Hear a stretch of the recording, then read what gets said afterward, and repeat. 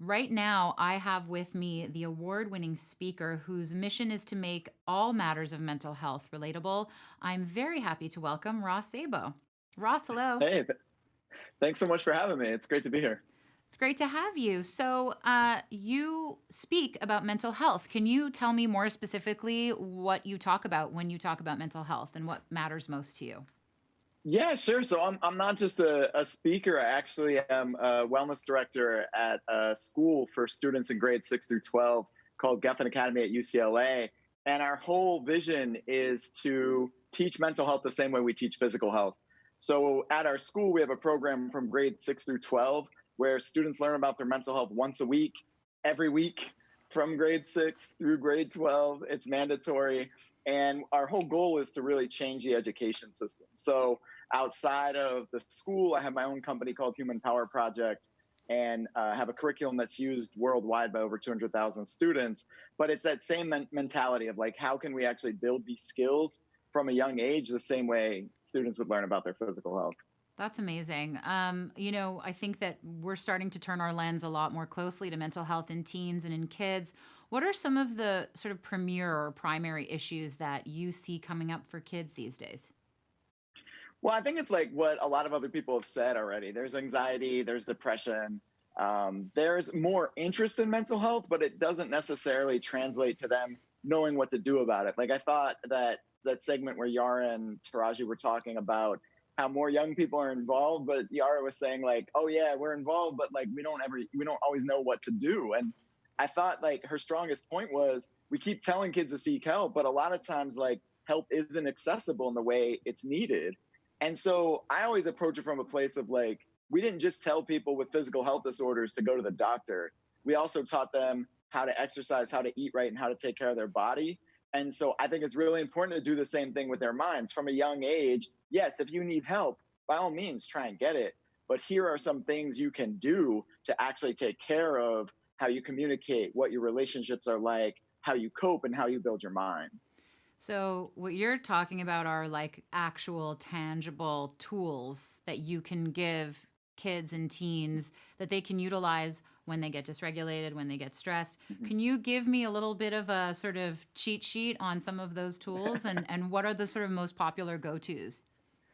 Well, I think one of the things the students really love is we change the mental health spectrum. So, like, a lot of people think of the mental health spectrum like on one side you're sane, and on the other side you have mental health disorders, and that spectrum doesn't work. So, we talk about balance, and like on one side you're able to balance, and on the other side you're not able to balance, and in the middle you need help to balance. And that could be listening to music, talking to a friend, exercising, having some kind of hobby, breathing, whatever it is, meditation, mindfulness, but that we normalize the concept of seeking help instead of isolating mental illness. Like we don't judge people who take care of their physical health. You're never looking at someone come out of the gym and being like, what a weirdo. Why are they exercising? Hmm. But we still do judge people who take care of their mental health. And so that first step of just normalizing like, hey, it's okay to do this is important.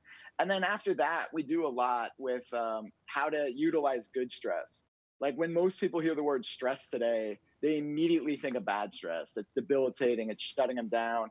We do a lot of work to try and help them see that some stress is good and you can use that as motivation to accomplish things instead of just being like dumped on and overwhelmed. And then outside of that, we do a lot of like understanding the difference between sympathy, empathy, and compassion, and how to like support each other. That's so great. It kind of brings to mind the name or the moniker of emotional intelligence. Do you feel Mhm. like that's something that relates to your work? And if so, can you elaborate on it a little bit? Yeah, I think that building emotional intelligence from a young age is so important because it gives you a better vocabulary, it gives you more awareness. The one thing that I've seen with emotional intelligence, especially like with social emotional learning, is when we start at a really young age, like pre kindergarten through grade 6, and we tell kids they have this opportunity to talk about their feelings, around age 12, there's consequences for it. Right. You know, they could be judged or viewed differently or bullied or made fun of. And so that's where I think like mental health education complements emotional intelligence so much because it's addressing those strict consequences. It's removing the stereotypes and the judgment and those labels, and building a language in a kid that allows them to go through adolescent development with the skills they need to adjust to all of the changes that come with it. So obviously, kids now, teens now are facing some unprecedented stressors, a pandemic that took them out of schools, and for many of them, their primary avenues for socializing. What have been some coping strategies that you've recommended or included in your curriculum to help teens and kids adjust to these very unique, sort of new circumstances? So I've just been overwhelmed with my students' response. Today, my students of color led a whole session on like how race affects their mental health and the intersectionality of that. The thing that we really try to focus on the most is, what do you have control over and what do you not have control over? They're inundated with technology, with so many changing things, with so much happening in their lives. And if they focus on what they don't have control over, it just makes them in a much more heightened state of anxiety and tension. But even if they focus on the smallest things that they have control over, talking to a friend, opening up to a family member, reaching out, doing something for themselves, even if it's the smallest thing, it changes that whole brain dynamic and allows them to feel more in control. And that's critical right now when so much feels out of their control. Thank you. We have to wrap it up, but I have one more question for Okay. you. You are So working with teens and, tweens every day. What would you say are the qualities, or maybe just one quality, that you think would surprise older adults about this population? What are some things that maybe people don't think about when we think about youth?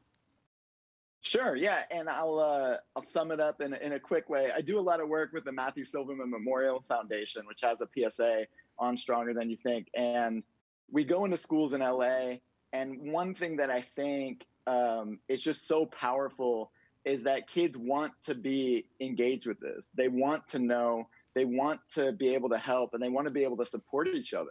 They're in an environment where all of these things are falling down on them, and if we ignore that, and if we don't empower their voice, and if we don't listen, like, it's so critical to just listen to their maturity and their responsibility and their understanding that they are the future, then we're gonna miss the boat. That's such great advice for all adults and parents and caregivers. Thank you so much for your time. Thank you. Thanks for having me.